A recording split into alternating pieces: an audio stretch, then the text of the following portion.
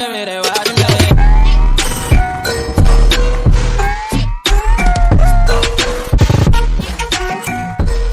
चलते हैं अब आपका पहले टॉपिक पर, जो कि आपका rate of reaction. Rate of reaction क्या होता है? कई रिएक्शन स्लो होती हैं, कई रिएक्शन फास्ट होती हैं, कई रिएक्शन आपकी मॉडरेट होती हैं। जैसे आपका रस्टिंग ऑफ आयरन है, रस्टिंग ऑफ आयरन क्या होता है? आपका स्लो प्रोसेस है। आप अगर आयरन को मॉइस्चर में रखेंगे तो धीरे धीरे उस पर रस्टिंग होना शुरू होगी, तो बहुत ही स्लो प्रोसेस है। तो कुछ प्रोसेस आपकी बहुत स्लो होती हैं, कुछ प्रोसेस आपकी बहुत फास्ट होती है। तो रेट ऑफ रिएक्शन बताता है आपका स्पीड को। किसको बताता है? स्पीड को। जैसे मान लीजिए एक रिएक्टेंट है और एक प्रोडक्ट है।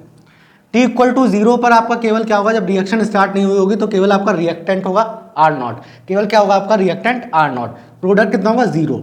जब आपकी रिएक्शन नहीं हो रही होगी तो आपके पास केवल क्या होगा? रिएक्टेंट, और रिएक्टेंट का अमाउंट होगा, प्रोडक्ट क्या होगा? 0। लेकिन जैसे जैसे रिएक्शन होना शुरू होगी, रिएक्टेंट धीरे धीरे किस में कन्वर्ट होता जाएगा? आपका प्रोडक्ट में। रिएक्टेंट किस में कन्वर्ट होता जाएगा? प्रोडक्ट में। रिएक्टेंट की मात्रा डिक्रीज होती जाएगी, प्रोडक्ट की मात्रा इंक्रीज होती जाएगी। तो समय के साथ कंसंट्रेशन में चेंज होना, अमाउंट को हम किससे डिनोट करते हैं? कंसंट्रेशन से। समय के साथ रिएक्टेंट का कंसंट्रेशन घटना और प्रोडक्ट का कंसंट्रेशन बढ़ना, उसको हम क्या कहते हैं? Rate of reaction. तो आपका ये क्या कहलाता है? Change of concentration of reactant और product with respect to time is known as rate of reaction। इसको हम क्या बोलते हैं? रेट ऑफ रिएक्शन बोलते हैं। जब आपका रिएक्टेंट धीरे धीरे क्या होता है? घटता है, और प्रोडक्ट धीरे धीरे बढ़ता है, तो उसके अमाउंट में जो चेंज आता है विद रिस्पेक्ट टू टाइम, उसको हम क्या बोलते हैं? Rate of reaction. तो रेट ऑफ रिएक्शन अगर हम लिखना चाहें तो रेट ऑफ रिएक्शन बराबर लिख सकते हैं, रेट ऑफ रिएक्शन बराबर लिख सकते हैं decrease of concentration of reactant upon change in time। और यहाँ डिक्रीज को हम हमेशा शो करेंगे माइनस साइन से। किससे शो करेंगे? माइनस साइन से। यहाँ माइनस लगा देंगे तो डिक्रीज का मतलब आ जाएगा, और यहाँ पर plus increase of concentration of product upon change in time. और ये प्लस क्या शो करता है? प्लस शो करता है कि यहाँ अमाउंट बढ़ रहा है, माइनस क्या शो करता है? अमाउंट घट रहा है। और रेट ऑफ रिएक्शन की यूनिट क्या हो जाएगी? यूनिट जो हो जाएगी रेट ऑफ रिएक्शन की, यूनिट ऑफ रेट जो हो जाएगा वो आपका मोल पर लीटर पर सेकेंड, या फिर मोल पर लीटर पर मिनट वगैरह हो जाएगा। देख लीजिए, change of concentration of reactant और product with respect to time is known as rate of reaction. आपके पास इनिशियली क्या होगा? केवल रिएक्टेंट होगा जब रिएक्शन नहीं हो रही होगी। रिएक्शन होगी तो रिएक्टेंट क्या होना शुरू होगा? घटना शुरू होगा। प्रोडक्ट क्या होना शुरू होगा? बढ़ना शुरू होगा। तो समय के साथ जो भी चेंज आएगा इनके कंसंट्रेशन में, वो क्या कहलाएगा? आपका रेट ऑफ रिएक्शन। डिक्रीज होता है तो डिक्रीज किस में होता है? आपका डिक्रीज होता है आपका रिएक्टेंट में, तो decrease of concentration of reactant लिख देते हैं, और माइनस से शो करते हैं, और यहाँ प्लस से, और यहाँ change in time, change in time. यहाँ एक ग्राफ भी बना देता हूँ, जो कि मैंने आपका केमिकल इक्विलिब्रियम में भी बनवाया था, कंसंट्रेशन वर्सेस टाइम का ग्राफ। कंसंट्रेशन वर्सेस टाइम का ग्राफ अगर हम देखेंगे तो देखिए, इनिशियली आपके पास क्या होगा? T इक्वल टू 0 पर रिएक्टेंट होगा मैक्सिमम, यहाँ कहीं रिएक्टेंट होगा मैक्सिमम T इक्वल टू 0 पर। लेकिन जैसे जैसे समय बढ़ेगा, ये धीरे धीरे रिएक्टेंट क्या होना शुरू होगा? घटना शुरू होगा। प्रोडक्ट T इक्वल टू 0, जब रिएक्शन नहीं हो रही है तो प्रोडक्ट कितना होगा? 0। प्रोडक्ट कितना होगा? 0। लेकिन ये 0 से धीरे धीरे क्या होना शुरू होगा? बढ़ना शुरू होगा, और एक पॉइंट पे इनके कंसंट्रेशन कांस्टेंट हो जाएंगे, जिसको हम इक्विलिब्रियम कहते हैं। क्या कहते हैं? इक्विलिब्रियम। तो कंसंट्रेशन वर्सेस टाइम का ग्राफ अगर बनाना है तो R0 डिक्रीज हो रहा है, प्रोडक्ट यहाँ इंक्रीज हो रहा है, और एक पॉइंट पर वो सेम हो जाते हैं, तो उसको हम इक्विलिब्रियम कंडीशन कहते हैं। ये आपका क्या हो गया? Rate of reaction. Type of rate of reaction बता दूं तो टाइप दो तरह के होते हैं आपके। Type of rate of reaction दो तरह के आते हैं आपके यहाँ पर, एक तो एवरेज रेट और एक आपका इंस्टेंटेनियस रेट। एक आपका आता है इंस्टेंटेनियस रेट। इसको अभी हम आगे देखेंगे, आप पहले ये नोट कर लीजिए, फिर आगे चलते हैं। ग्राफ इंपॉर्टेंट है। देख लेते हैं type of rate of reaction. Type of rate of reaction के लिए दो तरह के होते हैं, एवरेज रेट और इंस्टेंटेनियस रेट, जिसमें ये वाला बहुत इंपॉर्टेंट है आपका इंस्टेंटेनियस रेट। एवरेज रेट भी इंपॉर्टेंट है लेकिन इतना इंपॉर्टेंट नहीं है। एक मैंने यहाँ इक्वेशन लिख दी है, a plus b b gives out c c plus d d. अगर मैं इसके लिए एवरेज रेट लिखना चाहूँ तो एवरेज रेट ऐसे लिखूंगा -1/a डेल्टा ए upon delta t, -1/a delta ए अपॉन डेल्टा टी, जो भी इसके आगे होगा वो यहाँ 1/, में आ जाएगा, delta A upon delta T equal to -1/b delta B upon delta T. यहाँ पर आपका माइनस साइन क्यों लगा रहे हैं, पहले तो ये देख लीजिए। माइनस साइन इसलिए लगाया जा रहा है क्योंकि ये रिएक्टेंट, और रिएक्टेंट क्या होते हैं, डिक्रीज होते हैं। रिएक्टेंट डिक्रीज होते हैं तो उसको हम किसके साथ शो करते हैं, माइनस साइन के साथ शो करते हैं। और delta A upon delta T अभी बताता हूँ। फिर इक्वल टू, अब यहाँ पर रिएक्टेंट खत्म, प्रोडक्ट आ गया, तो प्रोडक्ट में +1/c delta C by delta T, और यहाँ पर आपका +1/d delta D by delta T. Plus sign इसलिए क्योंकि प्रोडक्ट क्या हो रहा है, इंक्रीज। और ये ए, ये बी, ये सी, ये डी क्या है, इनके आगे आने वाले मोल्स, इनके आगे आने वाले स्टीचोमेट्रिक फंक्शंस हैं, जिनको हम क्या बोलते हैं, आपका a b c d stoichiometric coefficient या मोल्स बोलते हैं। अच्छा, डेल्टा ए, जो यहाँ पर delta A by delta t है, उसको हम बोलते हैं rate of decrease of a, average rate of decrease of a. Average rate of decrease of a बोलेंगे यहाँ पर। ये जो आपका delta A by delta t है, केवल इस पार्ट को, ये -1/a तो कुछ भी हो सकता है, यहाँ 1 भी हो सकता है, 2 भी हो सकता है, 3 भी हो सकता है, लेकिन इस पर्टिकुलर वैल्यू को हम क्या बोलेंगे, average rate of decrease of a. Similarly आपका delta B by delta T को क्या बोलेंगे, decrease of rate of b. Delta B by delta T को हम क्या बोलेंगे, आपका rate of decrease of b. केवल delta B by delta T को रेट ऑफ रिएक्शन के बराबर लिखने को आएगा तो आप ऐसे लिखोगे, लेकिन यहाँ पर जो मेन पॉइंट है वो क्या है आपका, delta A by delta T को क्या बोलते हैं, average rate of decrease of A. Delta B by delta T को क्या बोलते हैं, decrease of rate of B. अच्छा, एक ऐसे delta C by delta T, इस वाले पोर्शन को हम बोलेंगे increase of rate of C, और यहाँ पर delta D by delta T को बोलेंगे rate of formation of D, rate of formation of सी, केवल इस पार्ट को और इस पार्ट को। अच्छा, एवरेज रेट और इंस्टेंटेनियस रेट में अंतर क्या होता है, एवरेज रेट जो होता है वो केवल आपका इनिशियल और फाइनल वैल्यू पे डिपेंड करता है, इनिशियल एंड फाइनल वैल्यू पर डिपेंड करता है, initial and final value depend, किस पर डिपेंड करता है, इनिशियल और फाइनल वैल्यू पे डिपेंड करता है। और दूसरी चीज, जैसे यहाँ पर delta A by delta T लिखा है, तो डेल्टा टी ए मान लीजिए AT minus A0 by T minus 0, ये इसकी फाइनल वैल्यू हो गई, फाइनल कंसंट्रेशन हो गया, ये इसका इनिशियल कंसंट्रेशन हो गया, और टी क्या हो गया, टाइम, और ये 0 से स्टार्ट हुई होगी, मान लीजिए 0 से स्टार्ट, 0 पे जो कंसंट्रेशन होगा वो A0, टी पे जो कंसंट्रेशन होगा वो AT। तो फाइनल माइनस इनिशियल वैल्यू पे जो डिपेंड करता है वो आपका एवरेज रेट कहलाता है। क्या कहलाता है, एवरेज। इंस्टेंटेनियस रेट या रेट ऑफ रिएक्शन, इसको रेट ऑफ रिएक्शन भी बोलते हैं। जहां भी आपका रेट ऑफ रिएक्शन की बात होगी वहां इंस्टेंटेनियस रेट की बात होगी, और इसी को आगे आपको काफी यूज करना है। ये इतना यूज नहीं होता, यूज आपका इसका है। यहाँ रेट ऑफ रिएक्शन अगर हम लिखते हैं तो रेट ऑफ रिएक्शन देखिए किस तरह से लिखते हैं, रेट ऑफ रिएक्शन बराबर इसी इक्वेशन के लिए लिखेंगे -1/a dA बाय dt। अच्छा, यहाँ डिफरेंशिएशन वगैरह नहीं करना है, ये केवल इसको रिप्रेजेंट करने का तरीका है। जैसे यहाँ delta A by delta T से कर रहे थे, यहाँ DA बाई dt से, क्योंकि इंस्टेंटेनियस एक छोटे से टाइम इंस्टेंट पे देखा जाता है, एक बहुत ही छोटे से टाइम इंस्टेंट। जैसे मान लीजिए t इक्वल टू टी पे है, फिर t equal to T plus delta T पर, तो यहाँ पर आपको बहुत छोटे टाइम इंस्टेंट पर देखते हैं। तो आपने फिजिक्स में भी किया होगा कि dx है तो dx है, x dx ले लिया, तो यहाँ पर ऐसे DA बाई dt से केवल रिप्रेजेंट किया जाता है, डिफरेंशिएशन नहीं करेंगे। Equal to -1/b dB by dt equal to +1/c dc by dt, और equal to +1/d dd by dt। Plus इसलिए क्योंकि यहाँ पर प्रोडक्ट क्या हो रहे होंगे, बढ़ रहे होंगे, माइनस किस लिए, प्रोडक्ट क्या हो रहे होंगे, रिएक्टेंट क्या हो रहे होंगे, घट रहे होंगे। अच्छा, यहाँ DA बाई dt को ही हम बोलेंगे, -DA बाई dt को ही हम बोलेंगे rate of decrease of A या rate of disappearance of A। -dB by dt को बोलेंगे rate of decrease of B। केवल इतने पोर्शन को, इसके आगे कुछ भी लगाओ वो चेंज होता रहेगा। अगर आपको बोल रखा कि rate of decrease of A बताइए तो मतलब आपको इसकी वैल्यू बतानी है, केवल rate of increase of C बताइए तो मतलब आपको केवल इसकी वैल्यू बतानी है, आपको इस पूरे की वैल्यू नहीं बतानी है। DC बाई dt क्या होगा, rate of appearance of C या इंक्रीज ऑफ C। तो अगर ये पूछा गया तो DC बाई dt बताना, ये पूरा नहीं बताना है। D d by d t मतलब rate of increase of D.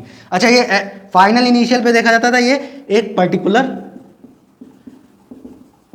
Particular time instant पे देखा जाएगा, पर्टिकुलर टाइम इंस्टेंट पे। जैसे मान लीजिए यहाँ एक रिएक्शन लिख रहा हूँ N2 plus 3H2 gives out 2NH3। इसके लिए इंस्टेंटेनियस रेट ऑफ रिएक्शन लिखना है, तो देखिए कैसे लिखेंगे। यहाँ 1 है, यहाँ 3 है, यहाँ 2 है, -1/1 dN2 बाय dt, क्योंकि -1 ये देखिए a की वैल्यू कितनी हो गई 1 इक्वल टू -1/3, इसका आगे कितना है 3 और रिएक्टेंट है तो माइनस DH2 बाय dt और equal to +1/2 DNH3 by dt। Plus क्यों? क्योंकि प्रोडक्ट में और 1/2 मतलब 2 आगे है, तो ये rate of decrease of N2 पूछा जाएगा तो मतलब ये वैल्यू निकालनी है, rate of decrease of H2 पूछा जाएगा तो ये निकालना है, NH3 का पूछा जाएगा तो ये निकालना है। अभी इस पर क्वेश्चन करेंगे, पहले आप नोट कर लीजिए फिर इस पर क्वेश्चन करते हैं, देख लीजिए। रिएक्शन और इंस्टेंटेनियस रेट ऑफ रिएक्शन आपको समझ में आया होगा। अब इस पर देख लेते हैं क्वेश्चन जो आपके प्रीवियस ईयर आए हुए हैं। ये लिखा हुआ है आपका नीट का क्वेश्चन, ये जेई का और ये भी जेई का। तो यहाँ पे पहला क्वेश्चन देखते हैं। आपको एक क्वेश्चन दे रखी है N2 + 3H2 gives out 2NH3, उसमें DNH3/dt आपको ये दे रखा है और आपको -DH2/dt पूछा, मतलब rate of appearance of NH3 दे रखा है और rate of disappearance of H2 दे रखा है। तो यहाँ पर रेट ऑफ रिएक्शन जब आप लिखेंगे, रेट ऑफ रिएक्शन जब लिखेंगे इसके लिए तो -1/1 dN2/dt बराबर -1/3 DH2/dt और +1/2 DNH3/dt।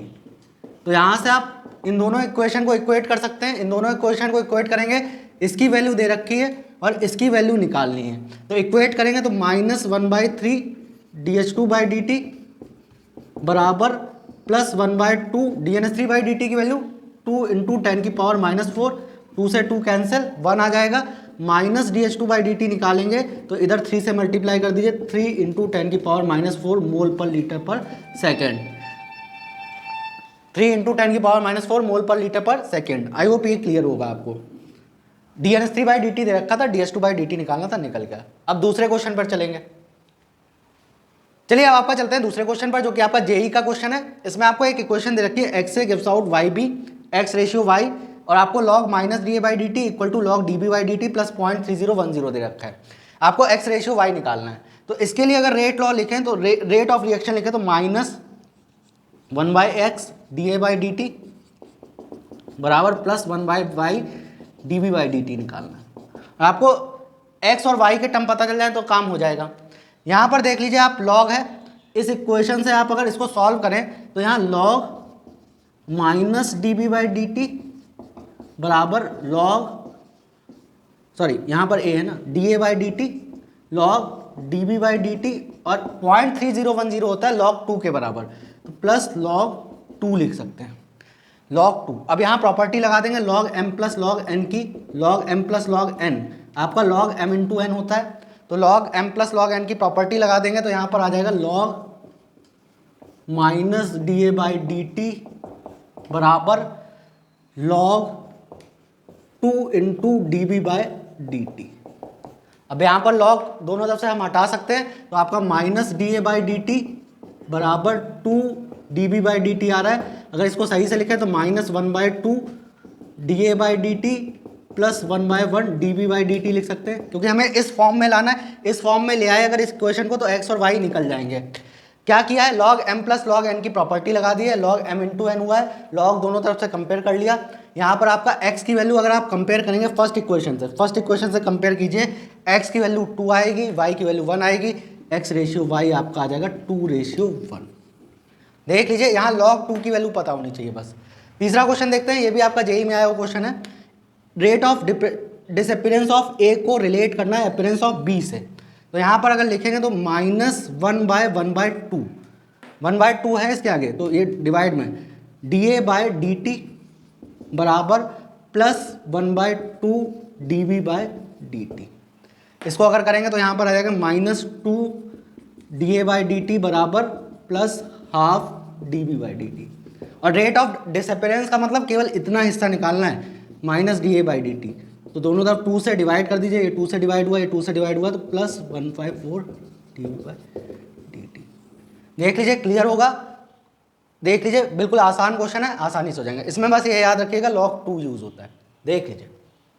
चलिए, रेट ऑफ रिएक्शन और रेट ऑफ रिएक्शन पर क्वेश्चन क्लियर हुए होंगे। अब हम नेक्स्ट टॉपिक देखते हैं जो कि आपका काफी इंपॉर्टेंट है, तीनों ही उसके लिए, जेई नीट क्यूट के लिए। तो इसमें जो है आपका रेट लॉ आता है। रेट लॉ क्या होता है? रेट लॉ के अकॉर्डिंग जो रेट ऑफ रिएक्शन होती है, रेट ऑफ रिएक्शन होती है, रेट ऑफ रिएक्शन होती है, वो डायरेक्टली प्रोपोर्शनल होती है, डायरेक्टली प्रोपोर्शनल होती है रिएक्टेंट के कंसंट्रेशन के मल्टीप्लिकेशन के, रिएक्टेंट के कंसंट्रेशन के मल्टीप्लिकेशन के। यहां रिएक्टेंट क्या क्या दे रखा है आपका? ए और बी। रिएक्टेंट के कंसंट्रेशन के मल्टीप्लिकेशन के, और रिएक्टेंट की पावर कुछ ना कुछ रेज होती है, एक्स और वाई मान लिया यहां पे, जो कि एक्स और वाई, यहां पर एक्स ए के बराबर हो भी सकता है और एक्स ए के बराबर नहीं भी हो सकता है। ये आपको क्वेश्चन में या तो गिवन होगा या क्वेश्चन में निकालना होगा। वाई आपका बी के बराबर हो भी सकता है और वाई आपका बी के बराबर नहीं भी हो सकता है। देखिए फिर से समझ लीजिए, रेट लॉ आपका लिखते हैं हम एक रिएक्शन के लिए, तो इसके अकॉर्डिंग ये कहा गया कि rate of reaction directly proportional होती है, rate of reaction directly proportional होती है multiplication of concentration of A and B, multiplication of concentration of A and B. और ए की पावर कुछ रेज होती है एक्स और बी की पावर कुछ रेज होती है वाई। एक्स जो है वो ए के बराबर हो भी सकता है और नहीं भी हो सकता है, y जो है वो आपका b के बराबर हो भी सकता है और नहीं भी हो सकता है। ये आपको या तो क्वेश्चन में दे रखा होगा या आपको क्वेश्चन से निकालना होगा। रेट ऑफ रिएक्शन जब यहाँ पे प्रोपोर्शनलिटी हटाते हैं, प्रोपोर्शनलिटी जब हटाएंगे यहाँ पर तो k आ जाता है, k होता है रेट कांस्टेंट a की पावर x b की पावर y, a की पावर x b की पावर y, k है यहाँ पर रेट कांस्टेंट। अच्छा, x और y को क्या कहते हैं? देखिएगा, x और y क्या कहलाते हैं? एक्स और वाई आपका कहलाते हैं ऑर्डर ऑफ रिएक्शन। एक होता है ऑर्डर, ऑर्डर ऑफ रिएक्शन क्या होता है आपका?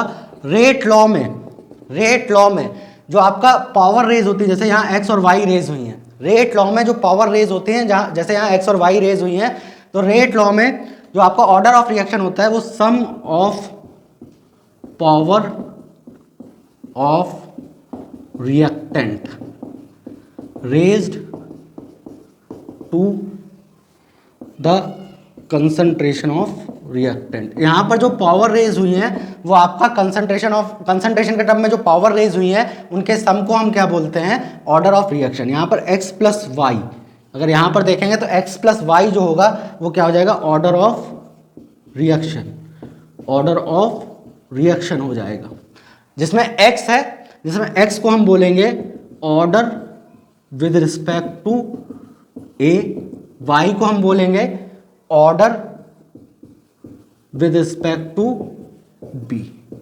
x है order with respect to a, b है y है x order with respect to b, और यहां पर x प्लस वाई क्या है? ऑर्डर ऑफ रिएक्शन जो आपका।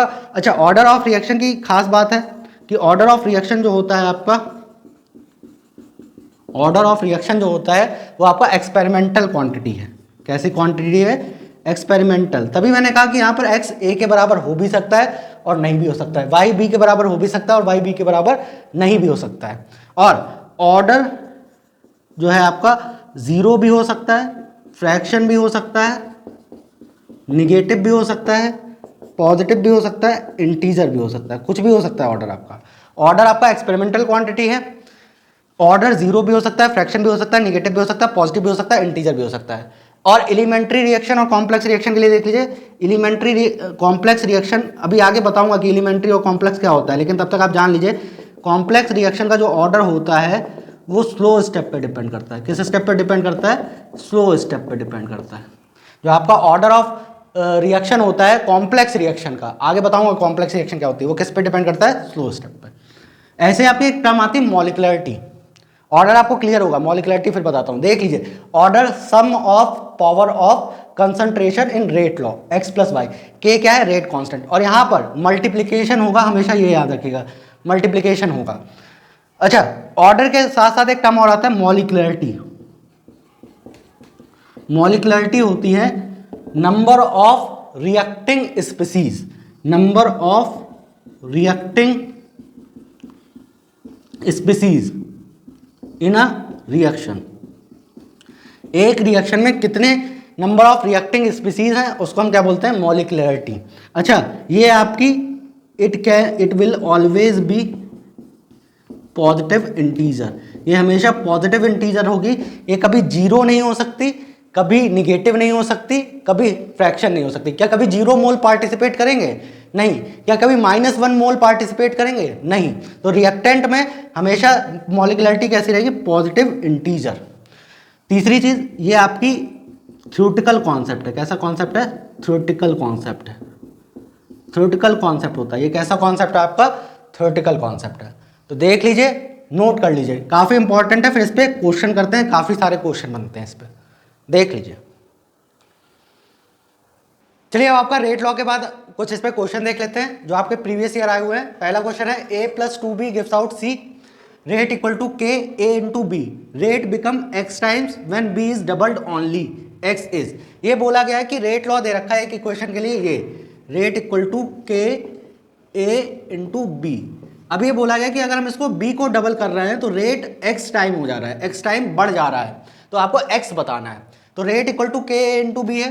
अगर मैं रेट इक्वल टू इसको डबल करूं, b को डबल करूं, तो यहाँ b की जगह 2b आ जाएगा, 2b आ जाएगा तो 2 को बाहर ले लो, तो रेट न्यू बराबर आपका आ जाएगा 2 इंटू, क्योंकि 2 की पावर 1 है, ये 1 है, 2 की पावर 1 बाहर आएगा, 2 इंटू k a की पावर 1 b की पावर 1। ये ओल्ड रेट के बराबर है। तो पहले से कितने टाइम्स हो गया? ये x टाइम्स हो गया। x टाइम्स का मतलब 2 टाइम्स, तो x बराबर 2। अगर दोनों को डबल करते तो यहाँ से 2 आता और यहाँ से 2 आता, 2 2 कितना हो जाता है आपका? 4 हो जाता है, 4 टाइम्स हो जाता है। दूसरा क्वेश्चन देख लीजिए, a+b gives out p, rate is doubled when the concentration of b is double. Rate double हो जा रहा है इस इक्वेशन का जब आपका कंसंट्रेशन ऑफ b डबल हो जा रहा है, and rate increase by 8 times if concentration of a and b both doubled. तो रेट लॉ लिखना है इसके लिए। रेट लॉ मान लीजिए, रेट इक्वल टू आपका k a की पावर x b की पावर y। अब ये कह रहा है कि कंसंट्रेशन ऑफ b को डबल कर रहे हैं, कंसंट्रेशन ऑफ b को डबल कर रहे हैं, तो यहां पर आपका k a की पावर x 2 b की पावर y, ये आपका रेट भी डबल हो जा रहा है। मान लीजिए 2r हो जा रहा है, इसको r मान लीजिए। ये फर्स्ट इक्वेशन, ये सेकेंड इक्वेशन। फर्स्ट और सेकेंड को डिवाइड कर दीजिए, फर्स्ट और सेकेंड को डिवाइड कर देंगे, फर्स्ट और सेकेंड को डिवाइड करेंगे। आपका देख लीजिए, रेट डबल हो रहा है जब आपका केवल कंसंट्रेशन किसका बढ़ रहा है?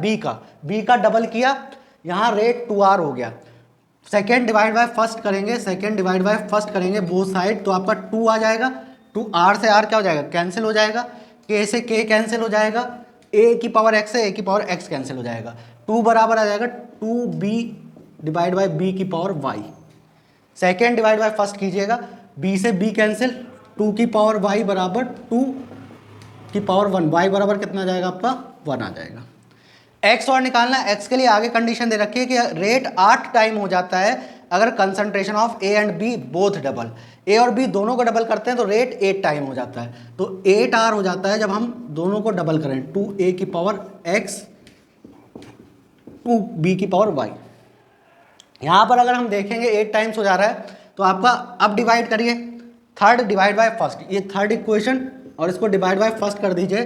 फर्स्ट से डिवाइड करेंगे तो r, यहाँ k a की पावर x b की पावर y, तो ये कैंसिल हो जाएगा। b की पावर y से b की पावर y कैंसिल, a की पावर x से a की पावर x कैंसिल, k से k कैंसिल, 8 बराबर बचेगा 2 की पावर x प्लस वाई, 2 की पावर x प्लस वाई। अब यहाँ पर 2 का क्यूब बराबर 2 की power x plus Y, X plus Y बराबर 3, यहाँ y की वैल्यू रख देना, y की वैल्यू 1 रख देंगे, तो x प्लस 1 बराबर 3, x बराबर आ जाएगा आपका 2। देख लीजिए, यहाँ पहले 2 टाइम्स हो रहा था तो सेकेंड इक्वेशन और फर्स्ट इक्वेशन को डिवाइड किया था, फिर 8 टाइम्स हो रहा है तो थर्ड इक्वेशन और फर्स्ट इक्वेशन को, यहाँ दोनों का डबल हो रहा है, यहाँ केवल b को डबल कर रहे थे। यहाँ चाहते तो y की वैल्यू रख के 4 कर देते, 4 करके फिर आपका निकाल लेते, कंपेयर करके निकाल सकते। वैसे भी देख लीजिए, अगर b को डबल कर रहे हैं तो आपका कंसंट्रेशन डबल करने पर रेट भी डबल हो रहा है तो ऑर्डर 1 होगा, और 8 टाइम्स हो जा रहा है तो मतलब दोनों का मिला के 3 होना चाहिए, दोनों का मिला के 3 होगा, तो इसका एक 3 में से 1 गया, कितना बचा? 2, तो a के रिस्पेक्ट में 2 और b के रिस्पेक्ट में 1, तो रेट बराबर k a का स्क्वायर b की पावर 1। अब अगला देख लेते हैं, the rate law for a reaction is given by r equal to k a की पावर n b की पावर m। आपको ये दे रखा है r बराबर k a की पावर n b की पावर m। और ये बोला गया कि डबल कर दें कंसंट्रेशन ऑफ ए और हाफ कर दें कंसंट्रेशन ऑफ बी, हाफ कर दें कंसंट्रेशन ऑफ बी। तो आपको new rate divide by old rate बताना है, new rate divide by old rate. तो अब यहाँ पर देखेंगे, इसको डबल कर देते हैं 2a की पावर n और इसको हाफ कर देते हैं b की पावर m। इसको डबल इसको हाफ, न्यू रेट आ गया। तो इसको अगर मैं यहाँ से बाहर लूँ तो 2 की पावर m और यहाँ से बाहर लूँ तो 2 की पावर n और यहाँ से बाहर लूँगा तो 1/2 की पावर m। ये a की पावर n और b की पावर m। इसको इतने पार्ट को मैं k मिलाकर इसको मैं लिख सकता हूँ ओल्ड रेट। तो r new upon r old आ जाएगा 2 की पावर n माइनस m। क्या किया है, यहाँ से 2 की पावर n बाहर आ गया, यहाँ से 1/2 की पावर m बाहर आ गया, इतना ये रेट ओल्ड हो गया, ये 2 की power n minus m times हो गया। देख लीजिए, क्लियर होगा। चलिए, आई होप आपको रेट लॉ पे क्वेश्चन क्लियर हुए होंगे। अब चलते हैं आपका rate constant and unit of के के लिए। रेट कांस्टेंट यूनिट ऑफ के काफी इंपॉर्टेंट है आपका, यूनिट ऑफ के काफी इंपॉर्टेंट है क्योंकि यूनिट ऑफ के डिपेंड करता है आपका ऑर्डर ऑफ रिएक्शन पे। यहाँ पे मैंने एक रिएक्शन लिख रखी है, आर गिव्स आउट पी, ये रिएक्टेंट हो गया। मान लीजिए ये nth ऑर्डर की है, किस ऑर्डर की है आपकी, nth ऑर्डर की रिएक्शन है। तो इसके लिए अगर रेट लॉ लिखेंगे तो रेट बराबर आ जाएगा के आर की पावर n। रेट बराबर क्या आ जाएगा आपका, के आर की पावर n। यहाँ पर रेट ऑफ रिएक्शन आपका रिएक्टेंट पे डिपेंड करता है, के रेट कांस्टेंट, n आपका ऑर्डर हो गया। अगर मैं r की वैल्यू 1 रख दूं, r की वैल्यू कितनी रख दूं, 1 मोलर, r की वैल्यू अगर मैं 1 मोलर रख दूं तो रेट बराबर यहाँ क्या आ जाएगा, के 1 की पावर n। अगर मैं यहाँ r की वैल्यू, कंसंट्रेशन की वैल्यू 1 मोलर रख दूं, 1 मोलर रख दूं तो यहाँ 1 की पावर क्या आ जाएगा, n। और किसी 1 की पावर कितनी भी हो, n ऑर्डर है, कुछ भी हो सकता है, 0, हाफ, -1, -3/2 कुछ भी हो सकता है। यहाँ आप कुछ भी वैल्यू रख देंगे तो रेट इक्वल टू क्या आ जाएगा आपका, k के बराबर आ जाएगा। तो रेट k क्या होता है आपका, rate constant, rate constant is equal to rate of reaction when concentration of reactant become 1 molar. Concentration of reactant कितने के बराबर हो जाए आपका, 1 मोलर के बराबर। अगर यहाँ पे 1 मोलर रख दिया, 1 की पावर n, रेट बराबर क्या आने लगा, k। और यूनिट ऑफ k जब आप यहाँ से डिराइव करते हैं, यूनिट ऑफ k जब डिराइव करते हैं तो यूनिट ऑफ k आती है आपकी कंसंट्रेशन की power 1 minus n upon time unit. Concentration की जनरली हम ले लेते हैं यहाँ per unit mole per litre जिसकी पावर 1 माइनस n और टाइम की यूनिट सेकेंड। तो यहाँ अगर बॉक्स में बंद करूँ तो यूनिट ऑफ के आपकी किस पे डिपेंड कर रही है, ऑर्डर पे डिपेंड कर रही है। n क्या है आपका, ऑर्डर है। nth ऑर्डर के लिए यूनिट आपकी क्या है, ये आ रही है। अगर मैं यहाँ 0 ऑर्डर रखूँ, 0 ऑर्डर के आपको निकालनी है, 0 ऑर्डर के लिए आपका n की वैल्यू कितनी हो जाएगी, 0 ऑर्डर के लिए n की वैल्यू हो जाएगी 0। यूनिट ऑफ k क्या आ जाएगी आपकी, यहाँ पर यूनिट ऑफ k आ जाएगी मोल पर लीटर पर सेकेंड, मोल पर लीटर पर सेकेंड, या फिर mole litre inverse second inverse. First order के लिए रखूंगा, फर्स्ट ऑर्डर के लिए तो यूनिट ऑफ k आ जाएगी आपकी सेकेंड इनवर्स। अच्छा, यहाँ सेकेंड की जगह मिनट भी दे सकता है, ईयर भी दे सकता है, कुछ भी दे सकता है। देखते हैं आपकी general equation for different order. General equation हम डिराइव करेंगे और हाफ लाइफ इक्वेशन हम देखेंगे आपकी डिफरेंट ऑर्डर के लिए, जिसमें आपका nth ऑर्डर आएगा, 0 ऑर्डर आएगा, फर्स्ट ऑर्डर आएगा, सेकंड ऑर्डर आएगा। जहां भी हम RT का टर्म यूज करेंगे मतलब concentration of reactant at time t है, R0 का टर्म यूज करेंगे तो R0 मतलब initial concentration at time 0, initial concentration इसको बोलते हैं, R0 को, RT को बोलते हैं कंसंट्रेशन एट टाइम t। तो यहाँ पर nth ऑर्डर की बात सबसे पहले करते हैं। nth ऑर्डर के लिए अगर हम जर्नल इक्वेशन लिखना चाहें, ये याद रखिएगा यहाँ n नॉट इक्वल टू 1 होगा, मतलब फर्स्ट ऑर्डर के लिए वैलिड नहीं है, बाकी सभी ऑर्डर के लिए वैलिड है। तो जर्नल इक्वेशन जो होती है nth ऑर्डर की, kt बराबर 1/n-1 1/RT की पावर n-1 माइनस R0 की पावर n-1। 1। देख लीजिए ये जनरल इक्वेशन है किस ऑर्डर के लिए, nth ऑर्डर के लिए, जहां n नॉट इक्वल टू 1 है, k आपका रेट कांस्टेंट, t टाइम है, n ऑर्डर है, rt टाइम, t पर concentration of reactant, r not initial concentration. t half के लिए जब आप ये लिखेंगे, t हाफ के लिए अगर जनरल इक्वेशन लिखेंगे t हाफ के लिए तो 2 की power n minus one minus one divide by n minus one के r नॉट की पावर n माइनस वन। तो आपका टी हाफ के लिए जब भी लिखेंगे आप 2n minus one minus one n minus one, के आपका क्या होगा, के आपका हो गया रेट कांस्टेंट, और यहाँ R naught n minus one, R naught initial concentration. Unit of K अभी बताई थी, यूनिट ऑफ के लिखेंगे तो मोल per litre 1 minus n upon second. पूरे पे नहीं होता है, केवल मोल पर लीटर पर होता है। तो ये आपका टी हाफ की जनरल इक्वेशन हो गई है, टी हाफ की जनरल इक्वेशन हो गई है, इसको बॉक्स में बंद कर लीजिए। और ये जनरल इक्वेशन हो गई nth ऑर्डर के लिए। यहाँ n लेकिन क्या नहीं होगा, n नॉट इक्वल टू 1 होगा, n 1 के बराबर नहीं हो सकता, क्योंकि 1 के बराबर अगर रख देंगे तो यहाँ इनफाइनाइट आने लगेगा। अगर आपने यहाँ 1 रख दिया, ये 1 माइनस 1 0 इनफाइनाइट, यहाँ 1 रख दिया तो इनफाइनाइट, जबकि इनफाइनाइट पॉसिबल नहीं होता है। तो यहाँ पर आपका अब जीरो ऑर्डर के लिए देखते हैं। जीरो ऑर्डर के लिए अगर रखना है तो n बराबर क्या रख देंगे, यहाँ पर जीरो रखेंगे तो के टी बराबर, जीरो रखा माइनस वन, यहाँ जीरो रखा, ये ऊपर गया आर टी, ये देखिए 1 0 माइनस वन कितना हो जाएगा, माइनस वन, यहाँ जीरो रखा, आर 1 बाय आर टी की पावर माइनस वन, ऊपर जाएगा तो ये आर टी, और यहाँ आर नॉट जीरो रखा तो माइनस आर नॉट। अगर आप जनरली लिखेंगे जीरो ऑर्डर के लिए अगर आप जनरली लिखना चाहेंगे तो ये माइनस अंदर कर दीजिए, माइनस इधर ले आइए, तो आपका हो जाएगा माइनस के टी प्लस आर नॉट बराबर, सॉरी माइनस के टी बराबर R T minus R naught. Zero order के लिए जब आप यहाँ जीरो रखेंगे तो देखिएगा यही इक्वेशन आएगी। टी हाफ निकालेंगे तो टी हाफ इसका आ जाता है आर नॉट बाय 2k। जब आप जीरो यहाँ रखेंगे n की जगह, ये zero minus one zero minus one, R naught ऊपर जाएगा, के ऐसे ही रहेगा आपका आर नॉट बाय 2k। और इसके लिए जो और इसकी इक्वेशन आती है, यूनिट आती है मोल पर लीटर पर सेकेंड। अगर आप सेकेंड ऑर्डर के लिए निकालेंगे n इक्वल टू 2 रखेंगे, ये याद रखिएगा, ये किसके लिए वैलिड नहीं है, फर्स्ट ऑर्डर के लिए। फर्स्ट ऑर्डर के लिए मैं अलग से बता दूंगा।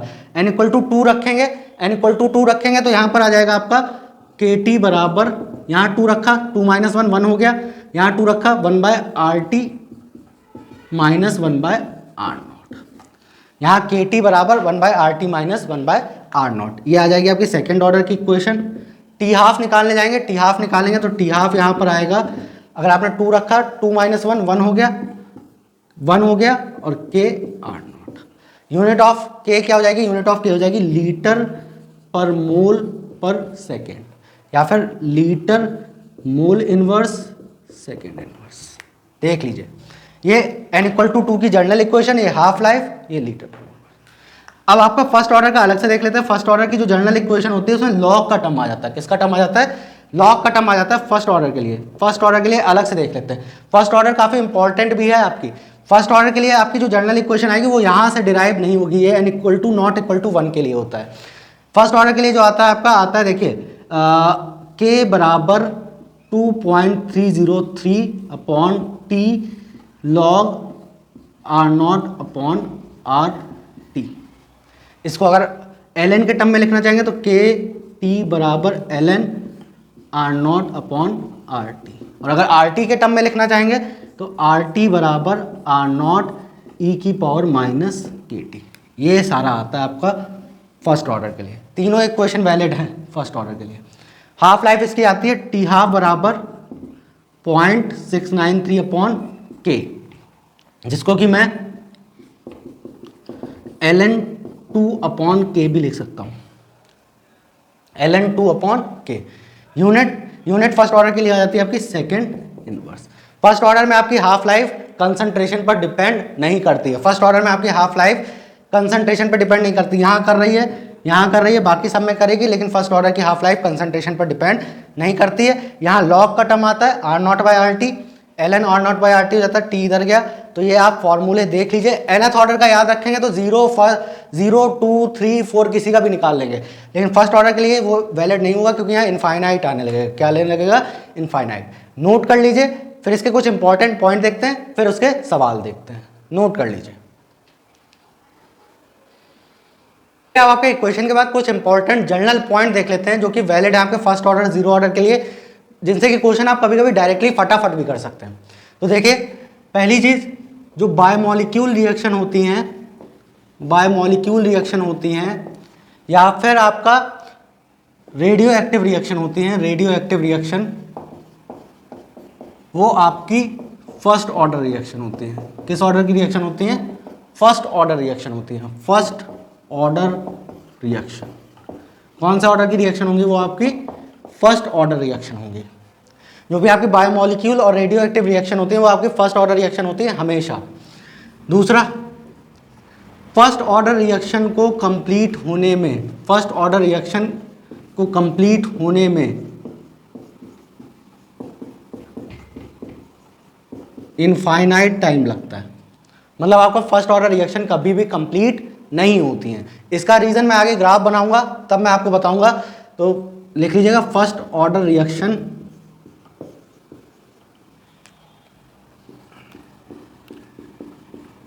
नेवर बी कंप्लीटेड, कभी भी कंप्लीट नहीं होती हैं, ये चलती ही रहती हैं। तीसरा पॉइंट ये है आपका, तीसरा पॉइंट ये है, फॉर फर्स्ट ऑर्डर रिएक्शन आपके फॉलोइंग वो होल्ड करते हैं। फर्स्ट ऑर्डर रिएक्शन के लिए देखिए आपका क्या क्या होल्ड करता है रिलेशन।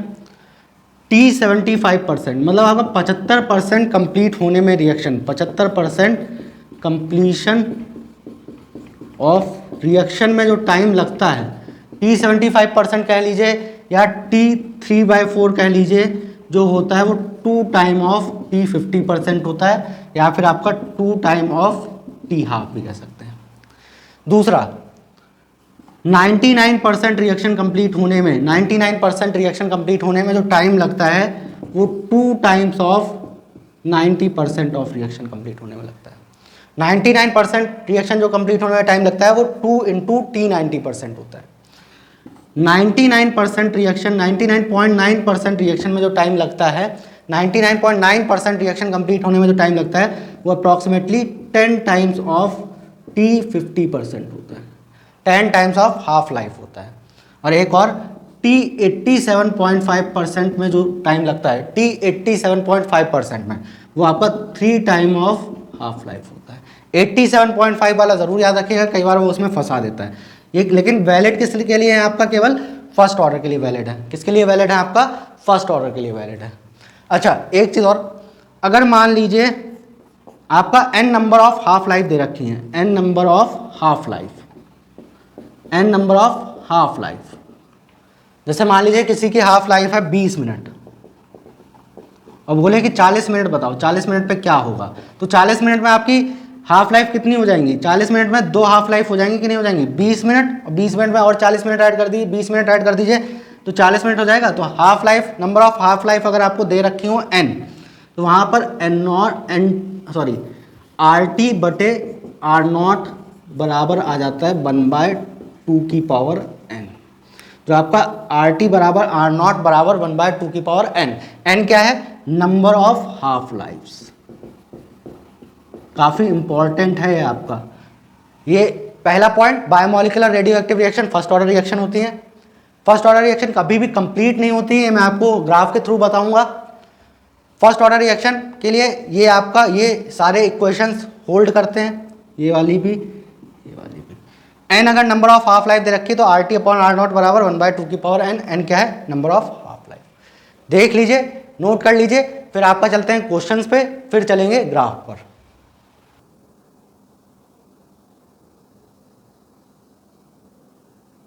चलिए, अब आपका जीरो ऑर्डर फर्स्ट ऑर्डर की आपको जनरल इक्वेशन समझ में आ गई होगी, तो अब इस पे क्वेश्चन कर लेते हैं। पहले 3 क्वेश्चन आपकी स्क्रीन पर आ रहे होंगे। अब देखिए, पहला क्वेश्चन है, 50% of reaction occur in 100 second and 75% reaction occur in 200 second, order of reaction.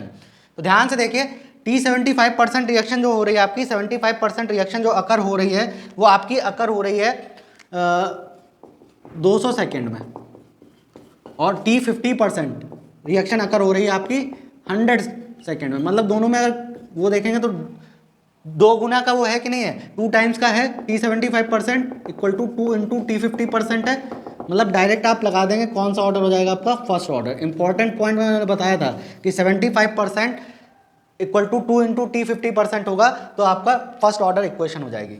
दूसरा क्वेश्चन काफी इंपॉर्टेंट है, आपका जेई का क्वेश्चन है, ध्यान से देखिएगा।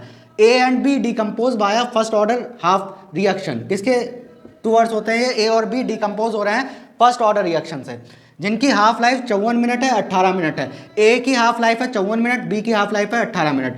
Calculate the time taken for concentration of A to become 16 time of concentration of B. वो टाइम बताना है जब concentration of A become 16 time of concentration of B if started with A naught equal to B naught. A compound है वो decompose हो रहा है, कुछ बना रहा है प्रोडक्ट, बी एक कंपाउंड है जो डिकम्पोज होकर प्रोडक्ट बना रहा है, दोनों फर्स्ट ऑर्डर से हैं।